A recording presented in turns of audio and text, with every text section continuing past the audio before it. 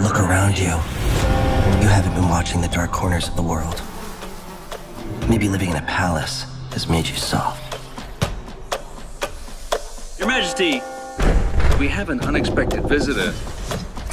I present the lost sister of Jessamine Caldwin. Delilah Caldwin. Impossible. Hey, would you look at that? That's the second game from 2011 that finally got a sequel. Wait, what? Wait, you're telling me that it's from 2012? What? What would he tell me? God damn it. Okay, fine. God damn it. Well, I guess since nobody told me, I'll have to say it correctly this time. Dishonored 2 is the sequel to 2012's, well, Dishonored. An action-adventure game with RPG elements set in a steampunk world that's actually powered by whale oil. So from here on out, I'm gonna call it Whale Punk, and if you don't like it, I'm gonna personally dropkick you in the teeth. In the first Dishonored, you play the role of Corvo Attano, the Lord Protector to the Empress, who immediately gets assassinated and then you're blamed for it. Throughout the course of the game, you go about and assassinate the conspirators who framed you. Along the way, you save the Empress's daughter, Emily, that also happens to be your daughter, but not in a my wife's daughter sort of way, but your actual daughter. After that, it's a quest to put Emily, the rightful Empress, back on the throne. Now, why am I going a little in-depth into the plot of the first Dishonored? Well, you'll find out later in the review. Among other things, Dishonored was an interesting game set in an interesting world that had a few unfortunate flaws. One of the most prevalent flaws was how short the game was, most runs being completed within 10 hours. To put it in comparison, Doom 2016 lasted longer than that for me. It also had issues with forcing both stealth and a non-lethal playstyle to get the best ending in the game, which unfortunately was sort of lackluster since there weren't many options to play it non-lethally. You really only had sleep darts and the chance to put guards in a sleeper hold to fight against them. Other than that, there's absolutely nothing that isn't non-lethal. Overall, Dishonored was a neat peek into a fascinating world without much substance. It did have charm, but charm without meat really isn't much. And ultimately, Dishonored felt lesser for it. Now you may ask why I'm sort of outlining how I feel about the original Dishonored. Well, you'll know when we get there. Dishonored 2 takes place 15 years after the original game. Emily Caldwin is now the Empress of the Isles, Corvo's still the Royal Protector, and things seem just fine and dandy. That is until Delilah and Duke Luca Bell, the Duke of Serkonos, which is Corvo's home country, ruin the day and usurp the throne. Again. After choosing who you're going to play for the remainder of the game, whether it be Corvo or Emily, the other will be imprisoned in stone. And after a quick getaway, you are led back to the clockwork city of Karnaca in Serkonos. And you have to plan to take back the throne and put the rightful heir back in the proper place. Man, is it starting to sound similar here? Once you get to Serkonos, you'll be treated to an incredibly beautiful locale. Serkonos takes a lot of influence from the real-world southern European countries like Italy, Greece, and parts of the Balkan, and it looks fantastic. One area that Dishonored 2 really excels at is creating an interesting and believable world. There's always something to discover right around the corner, a secret to be uncovered in the highest of buildings, an outsider's shrine in the darkest crags, limitless books and lore dumps to find, and interesting little conversations that expand the world. I especially love the street performers. If anything screams Southern European, it's the sight and sound of street performers. People dancing, and a guard snoozing from having a little too much wine to drink. In browns and blacks, they pick up the tools and pick up their axe. Say, way-o, the dust did blow. Say, way-o, the dust did blow. This is further cemented with the absolutely superb map design. Like most action stealth RPG hybrids, they usually make way for numerous ways to reach and complete an objective. And Dishonored 2 opens up the maps with a degree of verticality that wasn't seen in the original. There almost never seems like there's any invisible walls or rooftops that can't be accessible. If it seems like you can realistically reach it, then you probably can. And one thing I love about Dishonored's map design is that unlike a bunch of other games in the genre, there's no convenient man-size air duct that allows you to get from point A to point B without being seen. Too bad that the Void engine, which is what Dishonored uses to run, is poorly optimized, because for as nice as the game looks, there really shouldn't be any excuse that it runs as poorly as it does. Granted, in turning down these settings, the game still looks decent. It's just a shame that a lot of the textures have fine writing or print, which is now illegible. Though I think by the time this review is written, there should be a patch addressing a bunch of the performance issues, but don't quote me on it. Thankfully, a lot of the more important improvements are still noticeable at any graphical level, prime of which is the improvements to enemy AI. The enemies in Dishonored work in the same way a lot of stealth AI work in games, which is based on a line of sight system. So basically, if you're in front or in their peripheral vision, they'll get alarmed, and check out to see what spooked them. This time around, the line of sight has improved to the point that you can't just hide in the most obvious of spots or expect to be hidden when you have half your head poking out. Good example would be trying to hide behind a corner that isn't quite large enough. Chances are that if you can see the guard, he'll be able to see you. It also feels that the line of sight for the guards has added depth. This time around, I can't just jump around in plain view, but be far away enough where they won't spot me. If you try and do that in Dishonored 2, you're probably gonna get spotted. The stealth dynamic also takes a neat turn when the clockwork soldiers get added into the mix.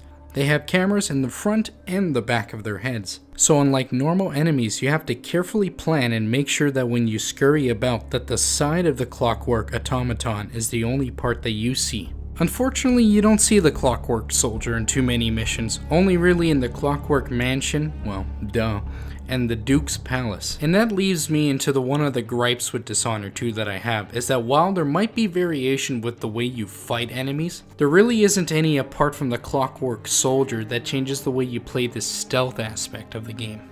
The interesting thing is that this is an issue that actually the original Dishonored kinda remedied in both stealth and combat. For those that recall, some of the overseers in the first game would be equipped with a sort of music box, which would prohibit the use of your outsider gifted abilities. Now, they weren't really the most difficult enemies to combat or stop, but they added a dynamic to the stealth portion of the game that Dishonored 2 desperately needs. And while the clockwork soldiers do add some variety, it wasn't as jarring as the outright denial of your abilities, and you don't see them that much, so really it doesn't change too much. Now you might ask if there are any new powers or tools at your disposal to help you in your journey, and the only thing I ask is, lethal or non-lethal? What I mean by that is that Dishonored 2 suffers a lot of the same issues that the original had when it comes to different playstyles. If you come in expecting to play a more non-lethal playstyle, you're going to be disappointed with the lack of tools at your disposal to help you out. The gist of the tools added for a non-lethal playstyle is basically one of them, the stinging bolts, which will make an enemy go historical for a few seconds and leave the room. It can be useful as when you hit them with the bolt, the enemy will forget if he saw you or that unconscious body that you stuffed into a dumpster a few seconds ago. Apart from that, there really isn't anything new other than the stun mine, which was seen in the first Dishonored. Just in the Knife of Dawnwall and the Brigmore Witches DLC. Now, the lack of weapons and tools for non-lethal would be fine if the game didn't penalize you for doing a lethal playstyle. Essentially, the different playstyles amount to which sort of ending you'll get. If you go around all sneaky beaky like, knock out the guards and do the alternative tasks to get rid of your key targets, you'll be treated to the low chaos or good ending of the game. And if you do what the game has been pushing you to do this entire time, and that's basically kill everyone you come across with all these cool and neat powers, you're gonna end up with the high chaos ending, which amounts to the bad ending. Luckily for the low chaos ending, even though you have less powers and gadgets to help you out, except for maybe Emily's Domino's power, I find that it's actually more fun to do a stealth-oriented non-lethal game. When you play non-lethally, you have the sense of fulfillment that you did the right thing. And when people reflect on what you've done and said you've done great things for Sarkonis, it gives you a warm, fuzzy feeling that you have really helped out these poor fools. Too bad the overall story didn't have the same treatment. As you could probably tell from earlier, the plot of Dishonored 2 is heavily inspired and in some areas just downright recycled from the first game. For one, we have the same plot of a usurper coming in and orchestrating a plot to take the throne. Yet again in this game, you're tasked with taking back the throne, and this time you'll have another set of convenient targets to stop or kill, just like last time. Honestly, the recycled nature of Dishonored 2 is its largest flaw. It's not interesting to recycle plots, but it sinks even lower when a few of the targets just feel like recycled characters. Kirin Jindosh, the magnificent inventor of Karnaka that produce all the clockwork soldiers and windmills, feels a lot like Sokolov in the first game. Just another smug, arrogant scientist that ain't gonna let you have your way with them. It's interesting that in Dishonored 2 that the mission that I found the most enjoyable and interesting to play was the one mission that you didn't have a key target to kill. Just like in the first game, where there was a whole sequence in that flooded section of Dunwall where they took your equipment away and your only goal was to survive. Now, I won't spoil it for those that intend on playing through the game, but when you end up going to Aramis Stilton's house, you're in for quite an interesting mission. But for better or for worse, the monotony of the game doesn't last long, as the game only takes roughly 10 to 12 hours to play through. Now, while the original Dishonored didn't take too long to complete either, I am disappointed that they couldn't meaningfully extend the length of the game. And what's worse is that they recycled so many concepts from the first game.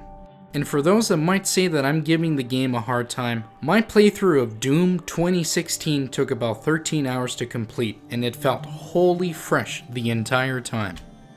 Ultimately, your enjoyment of Dishonored 2 will be centered around two things, which are A, how much did you enjoy the first Dishonored, and B, are you willing to play the same game again? If you answered those two questions with a yes, you'll most likely enjoy Dishonored 2, and I would definitely recommend it to you. On the other hand, if you felt that Dishonored was a good attempt at a new franchise that just needed some expanding and polish, you'll feel the same way about Dishonored 2. And to be honest, boils and ghouls, this game fell in that awkward spot that Deus Ex Mankind Divided fell in August. It's that weird feeling of disappointment that after so many years, this is all they could really come up with. A half-recycled game with optimization issues and not much added content other than a new setting and a few new weapons and powers. And a big reason it's so awkward is because if this game came out 2 years after the first Dishonored, I feel I would have gone easier on it. Now don't get me wrong, the game isn't terrible, and honestly, it's the opposite. There's a brilliant game in here with a fantastic setting with potentially really interesting plots and stories. Arkane just has to find it. To the average person, their romp through Karnaka will be an enjoyable one, but one that will leave them with a sour taste in their mouth. Almost like in true Sir Conan's spirit, where you get to the bottom of the bottle of the wine and you think, wait, wait a minute, this is it? That's all? That's all in the bottle? Oh, okay. Now I'll be watching to see what the DLC for this game will be like. Hopefully it will add that extra depth that I'm longing for, but I'm not holding my breath. In the end, I am disappointed to say that Dishonored 2 receives a lackluster 6 out of 10 for me. A poor performance in story, game, and engine design leave you hungry for more, but unlike our last review where you're hungry because you crave for more good stuff, you're hungry in Dishonored 2 because there wasn't much on the plate to begin with. I would wait a few months for this game to lower in price or pick it up once in sale. By then they'll either have new DLC out that'll expand it, or really it'll just be worth the price it's worth. And with that, I'll say that this is Tom the Chosen One, and I'll see you guys next time.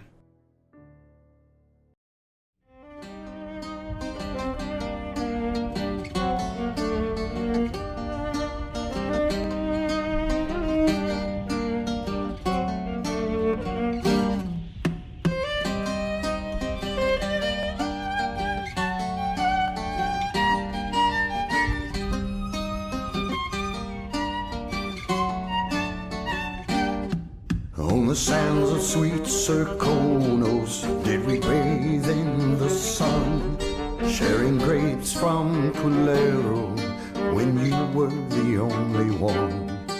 On the streets of Karnaka, I met you long ago, when the city was still peaceful and the bay it seemed to glow. We danced and sang until the early ships sailed. Hey, this is your friendly neighborhood Tom. Thanks for getting to the end of this video. If you enjoyed the video you just watched, to the left I got my previous game review, and to the right my previous film review or top 10 video. If you like my stuff, be sure to leave a like, maybe a comment, and be sure to subscribe to see more content. Anyway, this is Tom the Chosen One, and I hope to see you guys in the next video. The grapes from Calero are withered and finally done. Now we cower